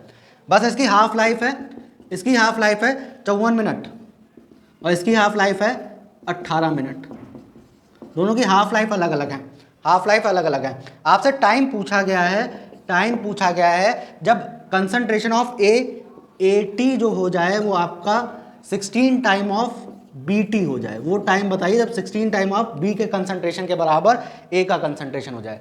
तो आपका फर्स्ट ऑर्डर के लिए आपने देखा होगा इक्वेशन होती है आर टी बराबर आर नॉट ई की पावर माइनस के टी। ठीक है, यहाँ ए और बी है तो ए के लिए एक बार लिखते हैं, ए टी बराबर ए नॉट ई की power minus k one T. के वन क्यों, क्योंकि इन दोनों की हाफ लाइफ अलग अलग है तो रेट कांस्टेंट भी अलग अलग होंगे। बी टी बराबर बी नॉट ई की power minus k two T. के टू क्यों, क्योंकि इसका हाफ लाइफ अलग है, इसका हाफ लाइफ अलग है। अगर यहाँ के वन निकालें तो के वन कितना आ जाएगा, ln 2 अपॉन 54, यहाँ के टू निकालेंगे तो ये ln 2 डिवाइड बाई 18। ठीक है, हाफ लाइफ टी हाफ बराबर होता है फर्स्ट ऑर्डर के लिए 0.693 अपॉन के, जिसको हम ln 2 भी लिख सकते हैं, क्या लिख सकते हैं, ln 2। अब AT बराबर 16 BT करना है, दोनों को बराबर रख दीजिए इस इक्वेशन में, ए नॉट ई की power minus k one T बराबर 16 बी नॉट ई की power minus k two T. यहाँ देख लीजिए आपका ए नॉट और बी नॉट इक्वल है तो ए नॉट और बी नॉट कैंसिल हो जाएंगे, ए नॉट और बी नॉट आपका कैंसिल हो जाएगा। यहाँ से अगर ई के टर्म एक तरफ ले लें तो ई के टर्म एक तरफ लोगे तो के two minus k one T बराबर 16। अब यहाँ पर आप ई ये डिवाइड में ले गए थे, ये ऊपर गया होगा तो के two minus k one T equal to 16। अब यहाँ पर अगर आप एंटी लॉग ले लें, एंटी लॉग ले लें, एल एन ले लें दोनों तरफ, तो एल एन ई की पावर के two minus k one into T बराबर एल एन 16। यहाँ से एल एन ई ये आगे आ जाएगा, के two minus k one into T बराबर एल एन 16। के टू माइनस के वन, के टू और के वन की वैल्यू रख दीजिए, के टू और के वन की वैल्यू रखेंगे तो एल एन टू 1/18 माइनस 1/54। यहाँ से देखिए 1/18 1/54, ln 2 यहाँ, ln 16 को मैं ln 2 का पावर 4 रख सकता हूँ, जिसमें 4 आपका आगे आ जाएगा, ln 2 से ln 2 कैंसिल और यहाँ इंटू टी चलता रहेगा। अब आप टी निकाल लेंगे कि नहीं निकाल लेंगे, यहाँ एलसीएम लीजिएगा 54, यहाँ एलसीएम लेंगे 54, यहाँ आ जाएगा 3 माइनस 1, 2/54 आ जाएगा और यहाँ 4 है आपका तो 108 मिनट के करीब आएगा। किया कैसे है, आगे कैलकुलेशन आप खुद से कीजिएगा। ए गिव्स आउट पी है, बी गिव्स आउट पी है, यहाँ टी हाफ दे रखा है, यहाँ टी हाफ दे रखा है, इसका के1 निकाल लिया, इसका के2 निकाल लिया। आर टी बराबर आर नॉट ई की पावर माइनस के टी होता है, एक बार ए टी के लिए रखा और एक बार बी टी के लिए रखा। ए टी के लिए रखा आपका ए नॉट ई की power minus k one T, B not ई की power minus k two T. A not बराबर ए टी बराबर 16 बी टी है क्वेश्चन के अकॉर्डिंग, तो आपने यहाँ रख दिया, ए नॉट से बी नॉट कैंसिल क्योंकि ए नॉट बराबर बी नॉट है। ई को यहाँ पर देख लीजिए, ई के टर्म एक तरफ ले जाएंगे तो ई की power minus k one t divide by e की power minus k two t बराबर 16। इसको ऊपर ले गए, k two minus k one into t equal to 16। L N ले लिया दोनों तरफ, क्या ले लिया, एल एन। एल एन ले लिया तो ये आगे आ जाएगा, एल एन ई की वैल्यू हो जाएगी 1 और यहाँ एल एन 16। के टू और के वन की वैल्यू यहाँ से रखी, एल एन 16 को 2 की पावर 4 लिख सकते हैं, एल एन 2 की पावर 4, तो 4 आगे आ जाएगा, एल एन 2 से एल एन 2 कैंसिल। अब कैलकुलेट कर लीजिएगा। Next question, decomposition of x have के बराबर 0.05 मोल पर लीटर पर ईयर। के बराबर आपको दे रखा है 0.05 मोल per litre per year. How many year required to decomposition of 5 microgram of X into 2.5। यहाँ पर माइक्रोग्राम नहीं होगा, यहाँ पर 5 मोल होगा और यहाँ भी 2.5 m होगा और यहाँ भी 5 m होगा। डिकम्पोजिशन ऑफ एक्स हैव के बराबर 0.5 मोल per litre per year. How many year required to decomposition of 5 molar of X into 2.5 molar. 5 molar से 2.5 मोलर जा रहे हैं, मतलब आपका कंसंट्रेशन आधा हो जा रहा है, हाफ हो जा रहा है। कंसंट्रेशन कितना हो जा रहा है आपका? हाफ हो जा रहा है। कंसंट्रेशन क्या हो जा रहा है आपका? हाफ हो जा रहा है। हाफ हो जा रहा है तो मतलब आपको टी हाफ निकालना है। क्या निकालना है आपको? टी हाफ निकालना है। टी हाफ निकालेंगे और आपको ऑर्डर नहीं पता है। क्या नहीं पता है आपको? ऑर्डर नहीं पता है। ऑर्डर नहीं पता है तो आपको यहाँ पर ऑर्डर के लिए के की यूनिट देखनी पड़ेगी। के की यूनिट क्या होगी? के की यूनिट है मोल पर लीटर पर ईयर। जब भी ये यूनिट आएगी तो आपका ये जीरो ऑर्डर रिएक्शन हो जाएगा। कौन सा ऑर्डर रिएक्शन हो जाएगा? Zero order reaction. और जीरो ऑर्डर रिएक्शन के लिए आपका हाफ लाइफ निकालनी है। टी हाफ बराबर आर नॉट बाय 2 के। आर नॉट की वैल्यू 5, 2 और के की वैल्यू यहाँ पर 0.05 रख देंगे। पॉइंट का है, 2 जीरो बढ़ाए, 100 डिवाइड बाय 2, 50 आ जाएगा आपका। यहाँ ऑर्डर नहीं दे रखा था, ऑर्डर कैसे निकाला? के की यूनिट देखकर। देख लीजिए, क्लियर होगा। फर्स्ट ऑर्डर के क्वेश्चन के बाद अब चलते हैं हम आपका ग्राफ पर। अच्छा, ग्राफ के लिए मैंने यहाँ पर इक्वेशन वगैरह पहले से लिख दिए जिससे आपका समय बचे। और अगर आपको डिटेल में ग्राफ देखना है तो मैंने आपका लिंक जो है कमेंट बॉक्स में दे रखा है, तो आप उस लिंक पर क्लिक कर केमिकल काइनेटिक्स के ग्राफ डिटेल में देख सकते हैं। चलिए फटाफट से देख लेते हैं। यहाँ पर तो जीरो ऑर्डर के लिए रेट वर्सेस कंसंट्रेशन का ग्राफ अगर खींचना है तो रेट बराबर के आर की पावर 0। जैसे मान लीजिए एक रिएक्शन है, आर गिव्स आउट पी, एक रिएक्शन है, इसमें आपको यहाँ पर रिएक्टेंट दे रखा है रेट लॉ के अकॉर्डिंग, रेट इक्वल टू के आर की पावर 0। आर की पावर 0 क्यों? क्योंकि ऑर्डर कितना है? 0 है। तो रेट वर्सेस कंसंट्रेशन खींचेंगे तो रेट बराबर क्या आ जाएगा यहाँ पर? के। ये वाई एक्सेस पे इसको वाई इक्वल टू कॉन्स्टेंट बोल सकते हैं। और वाई इक्वल टू कॉन्स्टेंट का ग्राफ कैसा जाता है आपका? इस तरह से जाता है। रेट आपका वाई एक्सेस पे है तो ये वाई एक्सेस पर इक्वल टू कॉन्स्टेंट। अच्छा, इसका मतलब हम ये लिख सकते हैं जीरो ऑर्डर में आपका जो रेट ऑफ रिएक्शन होता है, रेट ऑफ रिएक्शन होता है वो इंडिपेंडेंट ऑफ कंसंट्रेशन होता है। इंडिपेंडेंट ऑफ कंसंट्रेशन होता है, कंसंट्रेशन पर डिपेंड नहीं करता है। R t equal to minus के टी प्लस आर नॉट। यहाँ पर अब आपका कंसंट्रेशन वर्सेस टाइम का ग्राफ है, मतलब आर टी वर्सेस टी का ग्राफ है। आर टी वर्सेस टी का ग्राफ है। आर टी देखिए किस एक्सिस पर है? वाई एक्सिस पर। ये आपका एक्स एक्सिस पर, टी आपका एक्स एक्सिस पर है। ये आ जाएगा m और ये आ जाएगा c, साथ में ये माइनस, तो y equal to minus m x plus c graph आएगा। y equal to minus m x plus c, मतलब आपका लीनियर ग्राफ जाएगा, स्लोप डिक्रीजिंग होगी, स्लोप होगी k के बराबर। किसके बराबर होगी आपकी? k के बराबर। और r नॉट पे ये कट कर रहा होगा तो ये आपका स्लोप बराबर k हो जाएगा। आर टी बराबर माइनस के टी प्लस आर नॉट। ये y, ये x, स्लोप निगेटिव है तो कैसा जाएगा? डिक्रीजिंग ग्राफ जाएगा। Half life versus concentration. Half life versus concentration का फॉर्मूला लिख लिया, टी हाफ बराबर आर नॉट बाय 2 के। यहाँ पर जब आप लिखेंगे तो इसको ऐसे लिख सकते हैं, टी हाफ बराबर 1/2 के इंटू आर नॉट। ये वाई एक्सिस पर, ये एक्स एक्सिस पर, ये आपका एम आ जाएगा। तो यहाँ पर ग्राफ हो जाएगा y equal to m x, और y equal to m x आपका ओरिजिन से जाता है, इंक्रीजिंग स्लोप है। स्लोप क्या हो जाएगी इसकी? 1/2 के। तो देख लीजिए इस तरह से ग्राफ आता है। डिटेल में अगर आपको देखना है तो मैंने लिंक दे रखा है कमेंट बॉक्स में, आप उसको देख लीजिएगा, आपका आसानी से हो जाएगा। यहाँ रेट इक्वल टू के आ रहा था तो y equal to constant graph खींच दिया। Rate y equal to minus m x plus c आ रहा था तो स्लोप निगेटिव करके के बराबर लिख दी। टी हाफ बराबर आर नॉट बाय 2 के आ रहा है तो यहाँ पर 1/2 के स्लोप हो गए। T half versus concentration graph हो गया। देख लीजिए, नोट कर लीजिए, फिर फर्स्ट ऑर्डर के ग्राफ पर चलते हैं।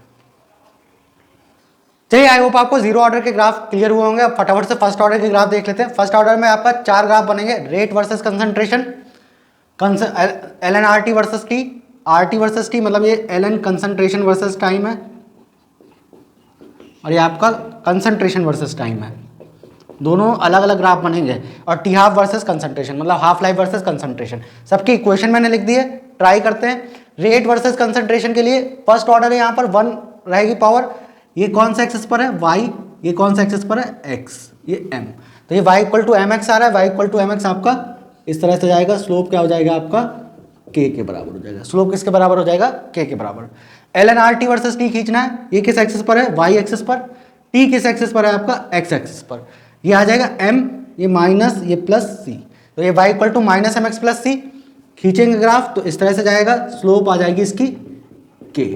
अगर आप यहाँ पर ln की जगह log ले लेते हैं, ln की जगह अगर आप log RT ले लेते हैं, log RT ले लेते हैं तो यहाँ स्लोप log के केस में K अपॉन 2.303 हो जाएगी। किसके केस में? लॉग के केस में। अच्छा, जैसे आपने जीरो ऑर्डर में RT वर्सेस T का ग्राफ बनाया होगा, RT वर्सेस T का सेम ग्राफ आपका ln RT वर्सेस T का आ रहा है फर्स्ट ऑर्डर में, क्योंकि क्वेश्चन तकरीबन सेम रहती है। जीरो ऑर्डर में आप RT की जगह ln RT कर दीजिए और ln R0 कर दीजिए तो आपका फर्स्ट ऑर्डर आ जाएगा। स्लोप K रहेगी, स्लोप यहाँ लॉग के केस में K बाय 2.303 रहेगी। RT वर्सेस T मतलब कंसंट्रेशन वर्सेस टाइम का ग्राफ अगर खींचेंगे तो RT बराबर R0 e की पावर माइनस KT। ये इक्वेशन आती है, ये आपका y एक्सिस पर है, ये e की पावर माइनस एक्स है, तो ये ग्राफ एक्सपोनेंशियल डिक्रीजिंग रहेगा। जब भी e की पावर माइनस एक्स आएगा तो आपका ग्राफ एक्सपोनेंशियली डिक्रीजिंग रहेगा, R0 से स्टार्ट होगा और धीरे धीरे ये ऐसे जाएगा।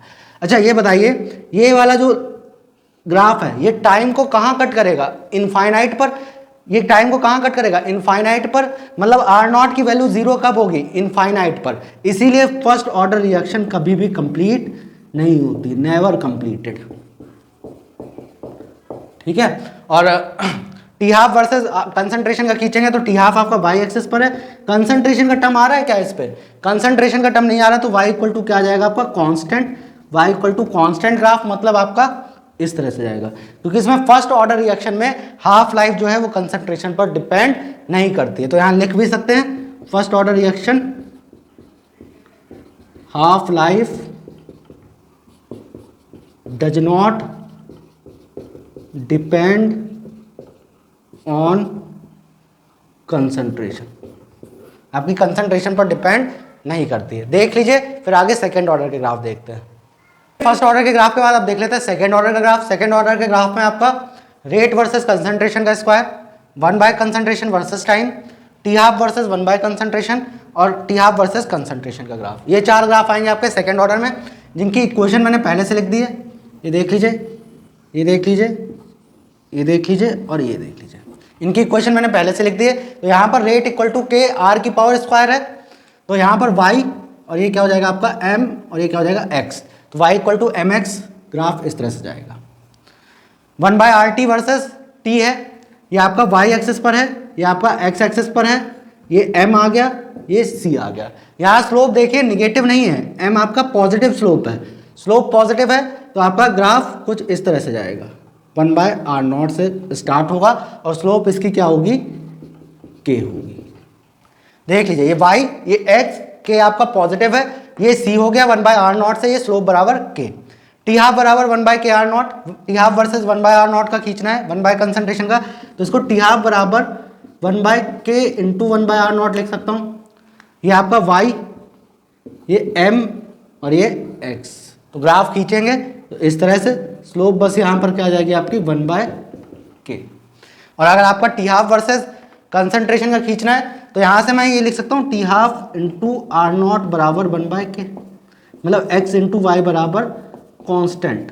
तो x इंटू वाई बराबर कॉन्स्टेंट का ग्राफ आता है रेक्टेंगुलर हाइपरबोला, और रेक्टेंगुलर हाइपरबोला कुछ इस तरह से जाता है। तो आपका t half into R naught, t half versus R naught का खींचना है तो आपका रेक्टेंगुलर हाइपरबोला जाएगा। देख लीजिए, बाकी मैंने कमेंट बॉक्स में आपको लिंक दे रखा होगा, वहां पर जाकर देखेंगे तो आपको डिटेल में आराम से ग्राफ मिल जाएंगे केमिकल काइनेटिक्स के।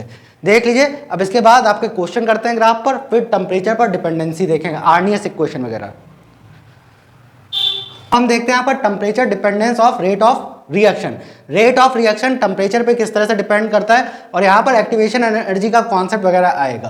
तो पहले देख लेते हैं, आपको मैं बता दूं टेम्परेचर बढ़ाने पर रेट बढ़ता है। रेट ऑफ रिएक्शन क्या होती है? बढ़ती है। कि जैसे आप लैब में गए होगे, लैब में जाते हो तो आप टेस्ट ट्यूब में रिएक्टेंट लेते हो और उसको हीट करना शुरू करते हो। क्या करना शुरू करते हो? हीट करना शुरू करते हो। हीट करने से जो मॉलिक्यूल की काइनेटिक एनर्जी है, कोलिजन है, उनके बीच में क्या हो जाते हैं? बढ़ जाते हैं। जब हीट करोगे टेम्परेचर बढ़ेगा, टेम्परेचर बढ़ेगा तो वहाँ पर कोलिजन होता है आपका रिएक्टेंट्स के बीच में, जिसकी वजह से बॉन्ड टूटते हैं और बॉन्ड बनते हैं। तो टेम्परेचर बढ़ाने पर आपका रेट ऑफ रिएक्शन क्या होता है? इंक्रीज होता है। Temperature increase, rate of reaction also increase. Rate of reaction क्या होता है आपका? बढ़ जाता है। और हर 10 डिग्री सेल्सियस टेम्परेचर बढ़ाने पर, हर 10 डिग्री सेल्सियस टेम्परेचर बढ़ाने पर, राइज करने पर आपका रेट 2 टाइम्स इंक्रीज होता है। Rate of reaction become double. Rate of reaction क्या हो जाता है आपका, डबल हो जाता है, पहले से क्या हो जाता है, डबल हो जाता है, रेट रिएक्शन बिकम डबल। यहाँ पर देख लीजिए, जैसे मान लीजिए आपका 10 डिग्री सेल्सियस पर रेट था 10 डिग्री सेल्सियस पर, अगर आपने इसको 20 डिग्री सेल्सियस कर दिया, मतलब 10 डिग्री बढ़ा दिया, तो 2 से ये 2 टाइम्स हो जाएगा, कितना हो जाएगा 4। 20 से आपने 30 डिग्री सेल्सियस कर दिया तो ये फिर 2 टाइम बढ़ जाएगा, मतलब हो जाएगा 8। 40 डिग्री सेल्सियस कर दिया मान लीजिए आपने इसे, तो 8 इंटू 2 कितना हो जाएगा 16। तो इतने टाइम्स आपका हर 10 डिग्री बढ़ाने पर क्या हो जाता है, डबल। अच्छा, इसकी जो जर्नल इक्वेशन है, जर्नल इक्वेशन आपकी आर्नियस इक्वेशन से आती है। आर्नियस इक्वेशन आपका रिलेशन देता है रेट कांस्टेंट और टेम्परेचर के बीच में। रेट कांस्टेंट और टेम्परेचर के बीच में वो होता है K बराबर ए ई minus A by R T. यहाँ K आपका रेट कांस्टेंट है, K क्या है आपका, रेट कांस्टेंट है, रेट कांस्टेंट है। ये आपकी एक्टिवेशन एनर्जी है, आगे अभी बताऊंगा मैं एक्टिवेशन एनर्जी क्या होता है आपका। एक्टिवेशन एनर्जी है, एक्टिवेशन एनर्जी वो मिनिमम एनर्जी होती है जो आपका रिएक्टेंट से इंटरमीडिएट के जाने के काम आती है। रिएक्टेंट से इंटरमीडिएट में कन्वर्ट होने में जो एनर्जी काम आती है वो एक्टिवेशन एनर्जी कहलाती है। टी आपका टेम्परेचर है जिसको आप केल्विन में रखेंगे। ये हो गया। आर आपका गैस कांस्टेंट है 8.31, अगर ये आपके जूल में है तो आपका 8.31, अगर कैलोरी में तो आर की वैल्यू 2 कैलोरी। ए है आपका आर्नियस कांस्टेंट, आर्नियस कांस्टेंट। अच्छा, इसको जब सॉल्व करते हैं, थोड़ा सा इसको जब आगे सॉल्व करते हैं, एल एन वगैरह लेके, take L N both side, L N वगैरह लेके और एल एन की प्रॉपर्टी वगैरह लगा के जब सॉल्व करते हैं तो यहाँ पर एक आता है आपका एल एन के बराबर L N A minus A by R T.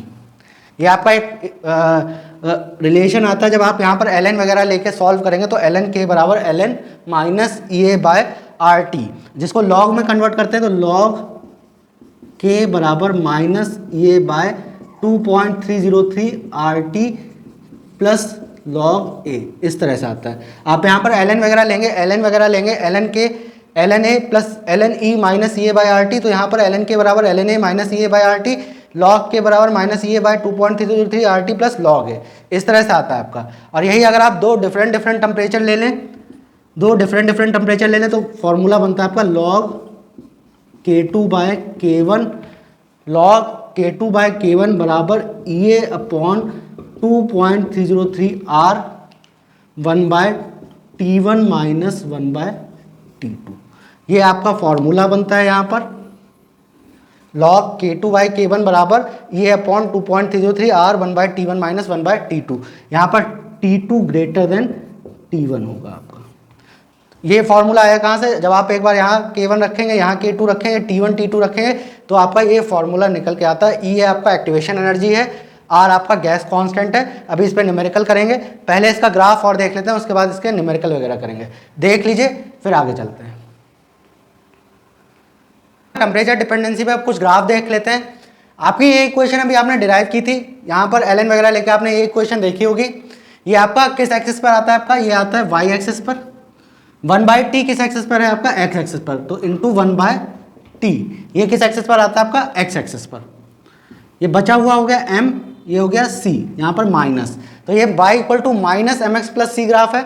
मतलब ये आपका यहाँ से स्टार्ट होगा कहीं से और डिक्रीजिंग ग्राफ जाएगा। एल एन ए यहाँ कट करेगा, इसकी स्लोप जो होगी, स्लोप इंपॉर्टेंट है, स्लोप आपकी ए बाय आर के बराबर होगी।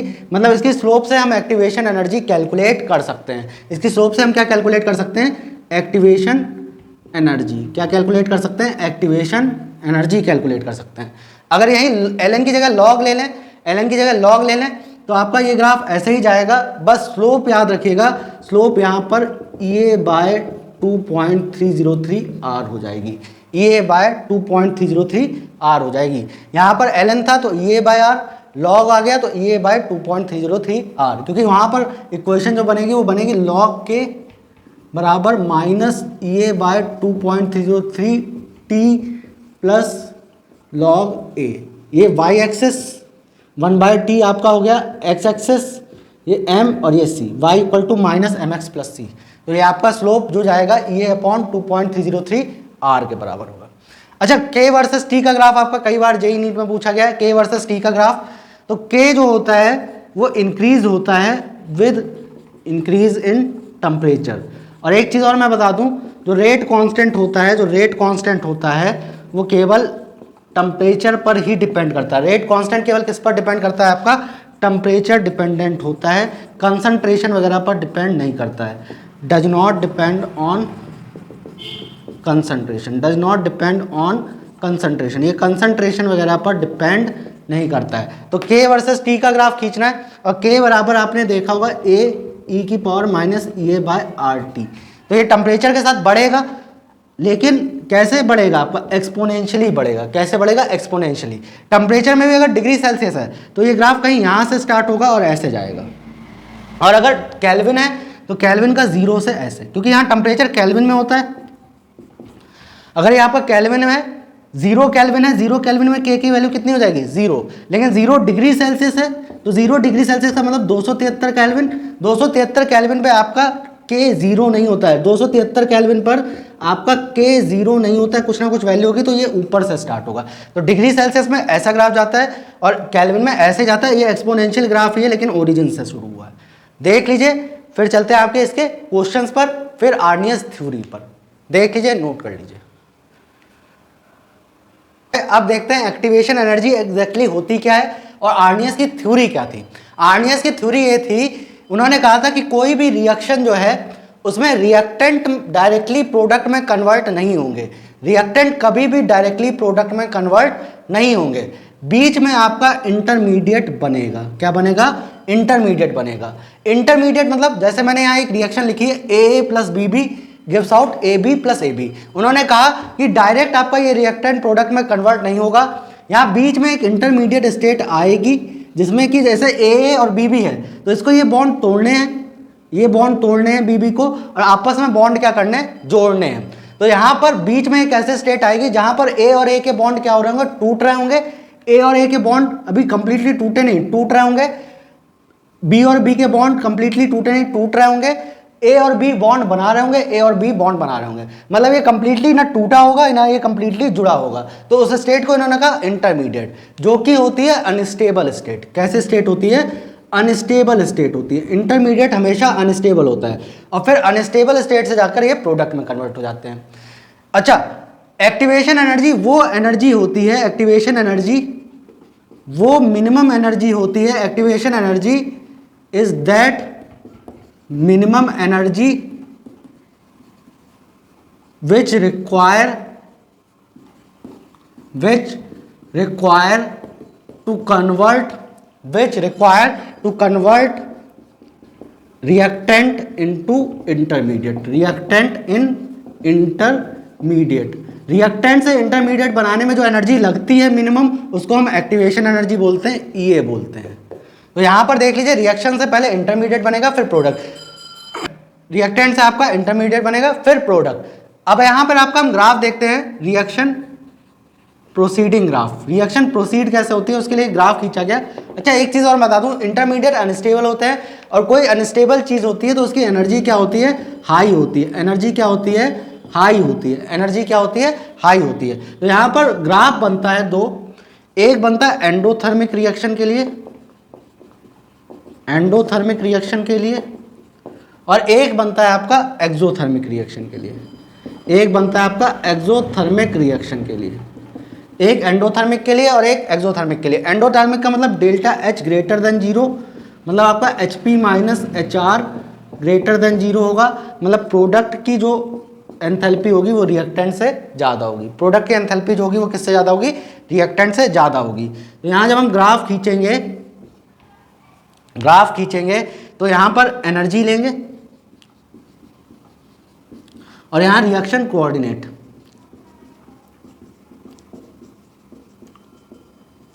ठीक है, सॉरी, यहाँ पर आपका रिएक्शन कोऑर्डिनेट रहेगा, यहाँ पर आपका रिएक्शन कोऑर्डिनेट रहेगा, और यहाँ पर आपकी एनर्जीज रहेंगी। यहाँ पर क्या रहेगी? आपकी एनर्जी। सिमिलरली एक्सोथर्मिक में आपका delta H less than zero होता है, H P minus H R less than zero होता है, मतलब प्रोडक्ट की एंथैल्पी माइनस रिएक्टेंट की enthalpy, H P is less than H R होता है। तो यहाँ पर sorry HP is greater than HR होता है। तो जब यहाँ ग्राफ खींचेंगे सेम रिएक्शन कोऑर्डिनेट एनर्जी, अब देख लीजिए यहाँ पर रिएक्शन कोऑर्डिनेट और एनर्जी का ग्राफ खींचते हैं तो यहाँ पर देखिए प्रोडक्ट की एनर्जी ज़्यादा है एज कंपेयर टू रिएक्टेंट, तो यहाँ पर रिएक्टेंट कुछ ऐसे हो गया HR और HP यहाँ आ गया, HR नीचे HP ऊपर। यहाँ प्रोडक्ट की एंथैल्पी कम है, रिएक्टेंट की एंथैल्पी ज़्यादा है, तो HR यहाँ HP, ये HP हो गई, ये HR हो गई। HR की वैल्यू क्या होगी, ज़्यादा होगी। HR मतलब रिएक्टेंट की एंथैल्पी, HP मतलब प्रोडक्ट की एंथैल्पी, HR मतलब रिएक्टेंट की एंथैल्पी, HP मतलब प्रोडक्ट की एंथैल्पी। अब ग्राफ कुछ ऐसे जाता है कि रिएक्टेंट पहले कन्वर्ट हुआ इंटरमीडिएट में, फिर इंटरमीडिएट से कुछ इस तरह से। इंटरमीडिएट कहाँ बना होगा, इंटरमीडिएट क्या है आपका, अनस्टेबल है, इंटरमीडिएट आपका अनस्टेबल है और अनस्टेबल चीज़ की एनर्जी सबसे हाई होती है।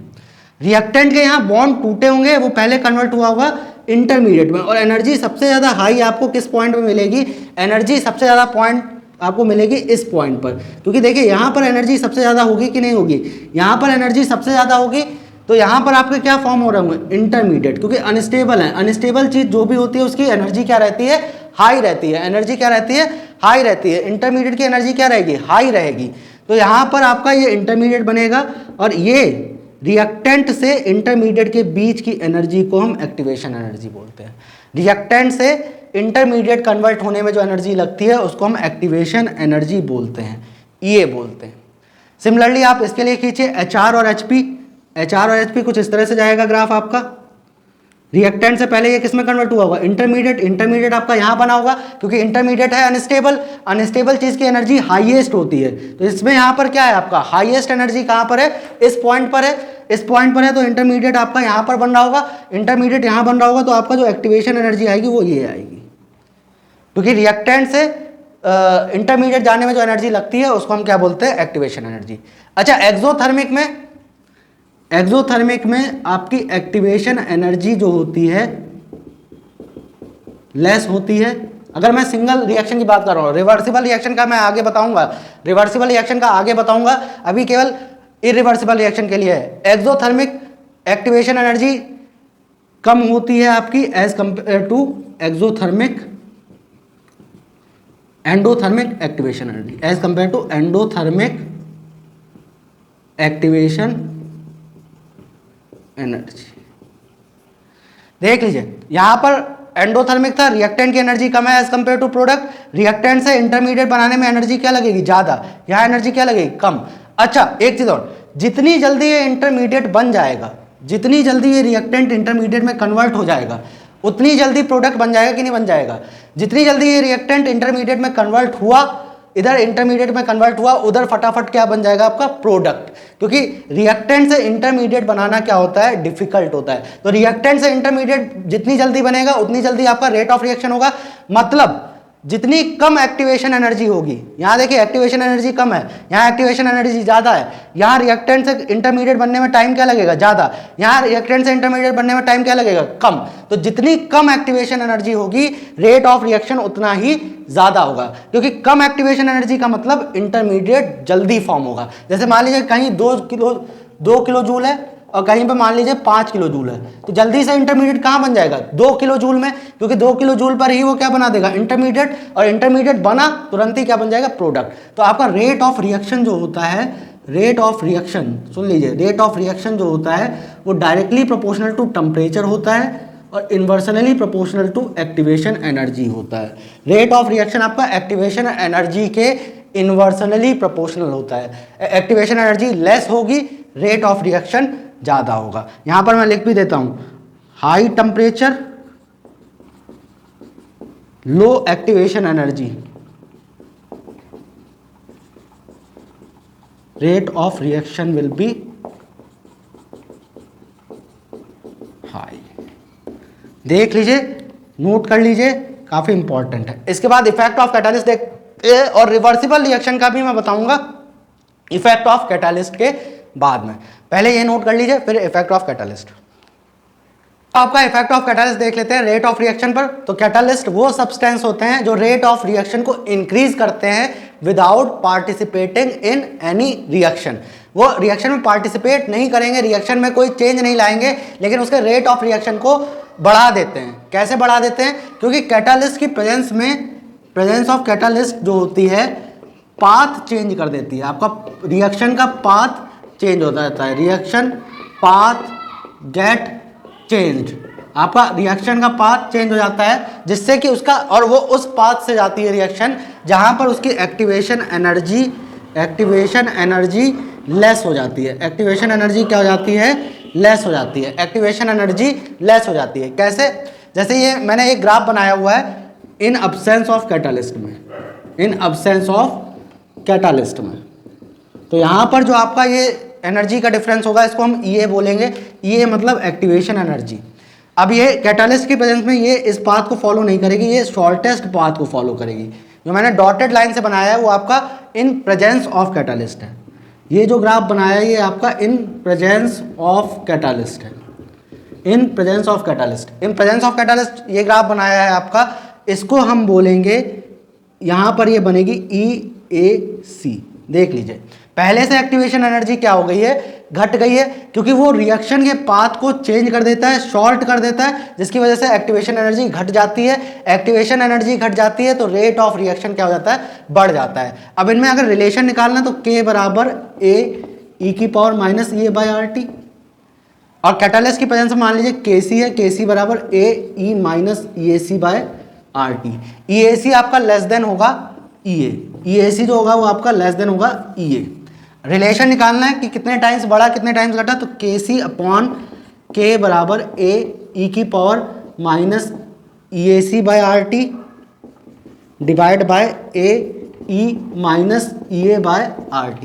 A से A कैंसिल, KC/K बराबर E, अब ये EA ऊपर जाएगा तो आपका EA-EAC/RT। KC इक्वल टू आपका इस तरह से आता है। ये कैटालिस्ट की प्रेजेंस का रेट कांस्टेंट है, कैटालिस्ट की प्रेजेंस का रेट कांस्टेंट है, और ये अब्सेंस का है। ये किसका है? अब्सेंस का। तो ये रिलेशन आ जाता है। क्या किया है? एक बार अब्सेंस में रख दिया, एक बार प्रेजेंस में रख दिया, और EAC क्या होगी आपकी? लेस देन EA होगी। तो आपका कुछ इस तरह से आ जाएगा। इस पे क्वेश्चन आते हैं, वो मैं भी करवाता हूँ। लेकिन कैटालिस्ट की प्रेजेंस में रेट ऑफ रिएक्शन क्यों बढ़ जाता है? क्योंकि आपका प्रेजेंस ऑफ कैटालिस्ट से आपकी एक्टिवेशन एनर्जी डिक्रीज हो जाती है। देख लीजिए, फिर इस पे क्वेश्चन करते हैं। चलिए आपका रिवर्सिबल रिएक्शन का कॉन्सेप्ट देख लेते हैं। Rate of reversible reaction, reversible reaction का कॉन्सेप्ट देख लेते हैं, और एक्टिवेशन एनर्जी रिवर्सिबल रिएक्शन के लिए देख लेते हैं, जो कि काफी इंपॉर्टेंट है आपका। यहाँ पर मैंने एक रिएक्शन ले रखी है, R double gives out P, KF है फॉरवर्ड रेट कांस्टेंट, KB है बैकवर्ड रेट कांस्टेंट, और आपको मान लो -dR/dt लिखना है इसके लिए। -dR/dt मतलब rate of reaction of, rate of decrease of reactant, और dP/dt लिखना है प्लस का। अच्छा, इस रिएक्शन को मैं दो पार्ट में ब्रेक कर सकता हूं, एक R gives out P, KF ले लूं, और एक P गिव्स आउट R, इसको KB ले लूं। इन दो रिएक्शन को मैं इस तरह से ब्रेक कर सकता हूं कि नहीं कर सकता हूं कि रिएक्टेंट प्रोडक्ट में कन्वर्ट हो रहा है KF के थ्रू, प्रोडक्ट रिएक्टेंट के टुवर्ड्स जा रहा है KB के थ्रू। ठीक है, यहां पर आपका दो रिएक्शन हो गए, एक तरह से ये दो रिएक्शन हो गए, सेम स्पीड पे हो रही हैं, तो रिवर्सिबल रिएक्शन है। अब यहां -dR/dt लिखेंगे, तो -dR/dt जब लिखेंगे तो पहले रिएक्शन के हिसाब से देखो, पहले रिएक्शन के हिसाब से देखो, ये KF है और यहां पर -dR/dt रेट लॉ के अकॉर्डिंग, रेट लॉ के अकॉर्डिंग ये R क्या हो रहा होगा? डिक्रीज हो रहा होगा, और रेट लॉ के अकॉर्डिंग K इंटू रिएक्टेंट होता है कि नहीं होता है? K into reactant. तो यहां पर -dR/dt, एक चीज और मैं मान के चलता हूं कि ऑर्डर जो है वो आपका स्टीचियोमेट्रिक कॉफिशिएंट के बराबर ही है, स्टीचियोमेट्रिक कॉफिशिएंट के बराबर ही है, स्टीचियोमेट्रिक कॉफिशिएंट के बराबर ही है। तो आपका R gives out P, KF, R gives out P gives out R, KB। -dR/dt लिखना है, मतलब डिक्रीज ऑफ R लिखना है, R गिव्स आउट P। एक रिएक्शन है, यहाँ रिएक्टेंट आ रहा है आपका रिएक्टेंट साइड में, तो -dR/dt अगर पहली इक्वेशन से लिखोगे माइनस ही लिखेंगे क्योंकि यहाँ डिक्रीज हो रहा है। रेट कांस्टेंट क्या होता है? K, रेट लॉ क्या कहता है? K इंटू रिएक्टेंट, तो KF R लिख सकते हैं, और R की पावर 1 KF R, क्योंकि ये आपका रिएक्टेंट पे डिपेंड करेगा, KF आपका फॉरवर्ड। अच्छा, R आपका लेकिन सेकंड इक्वेशन में भी आ रहा है, फर्स्ट इक्वेशन और सेकंड इक्वेशन इन दोनों को मिलाकर ये बनी हुई है। R आपका सेकंड इक्वेशन में भी आ रहा है, लेकिन तब कहाँ आ रहा है? प्रोडक्ट साइड, तो प्लस dr/dt, यहाँ क्या आ जाएगा kb, और यहाँ p की पावर 1 आ जाएगा, क्योंकि यहाँ रिएक्टेंट क्या है, p है। जो प्रोडक्ट होगा वो क्या होगा, रिएक्टेंट होगा बैकवर्ड में। ये इक्वेशन 1 से आएगा रेट लॉ के अकॉर्डिंग, ये इक्वेशन 2 से आएगा। अच्छा, इक्वेशन 2 से आपका प्लस dr/dt आ रहा है, आपको चाहिए क्या, minus dr/dt।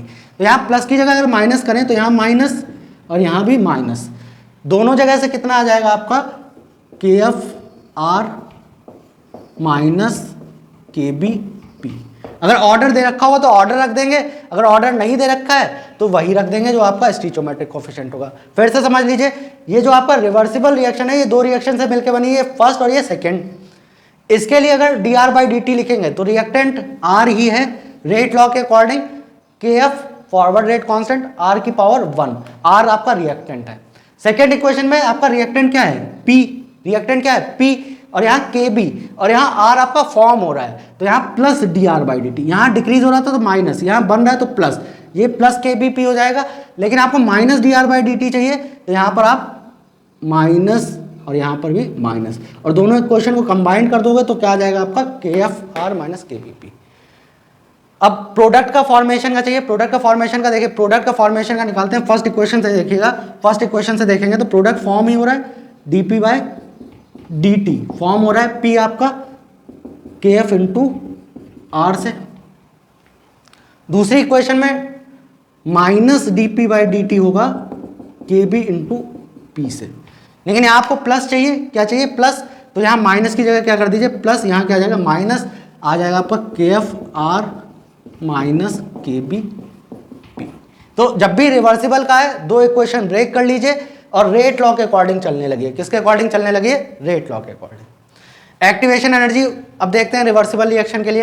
Activation energy reversible reaction में कैसे देखते हैं, जैसे ये देखते हैं एक्टिवेशन एनर्जी रिवर्सिबल रिएक्शन में कैसे देखते हैं, R double gives out P, forward और बैकवर्ड रिएक्शन होती है, R गिव्स आउट P और P gives out R। Forward में रिएक्टेंट जो है वो R है, और बैकवर्ड में प्रोडक्ट जो है वो आपका रिएक्टेंट होता है। अगर आप HR, ये R से P में जा रहे हैं तो ये आप फॉरवर्ड जा रहे हैं, EAF बोलेंगे इसको, क्या बोलेंगे, EAF, activation energy of forward reaction. लेकिन अगर मान लीजिए आप प्रोडक्ट से रिएक्टेंट में जाएं, प्रोडक्ट से वापस रिएक्टेंट में जाएं, तो ये पाथ फॉलो होगा कि नहीं होगा, तो ये एनर्जी जो कहलाएगी आपकी EAB कहलाएगी। EAB मतलब एक्टिवेशन एनर्जी ऑफ बैकवर्ड। और आप अगर यहाँ से कैलकुलेट करेंगे तो आपका निकल के आएगा HP माइनस HR बराबर EAF माइनस EAB। तो डेल्टा H बराबर जो होता है EAF माइनस EAB। और एक चीज़ और जान लीजिए, यहाँ EAF फॉरवर्ड की एनर्जी बैकवर्ड से ज़्यादा होती है, फॉरवर्ड की एनर्जी एक्टिवेशन की ज़्यादा होती है देन बैकवर्ड।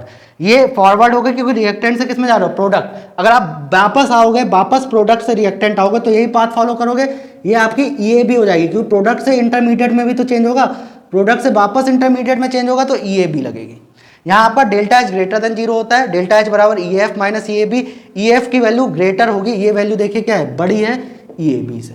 एक्सोथर्मिक में देखेंगे, एक्सोथर्मिक में ये EAF हो जाएगा, ये EAB हो जाएगा, सेम फॉर्मूला आ जाएगा, लेकिन साइन देख के चलिएगा, डेल्टा H बराबर EAF माइनस EAB। बस यहाँ पर कौन सी वैल्यू छोटी हो जाएगी, EAF लेस देन हो जाएगी EAB। EAF क्या हो जाएगी, लेस देन EAB। EAF मतलब forward activation energy, EAB backward activation energy. Backward कैसे देख रहे हैं, प्रोडक्ट से वापस रिएक्टेंट में जा रहा है तो इंटरमीडिएट बीच में पड़ रहा है, उसको हम बैकवर्ड बोल रहे हैं। आई होप आपको क्लियर हुआ होगा। अब इसके बाद देखेंगे आपकी एलिमेंट्री रिएक्शन और कॉम्प्लेक्स रिएक्शन।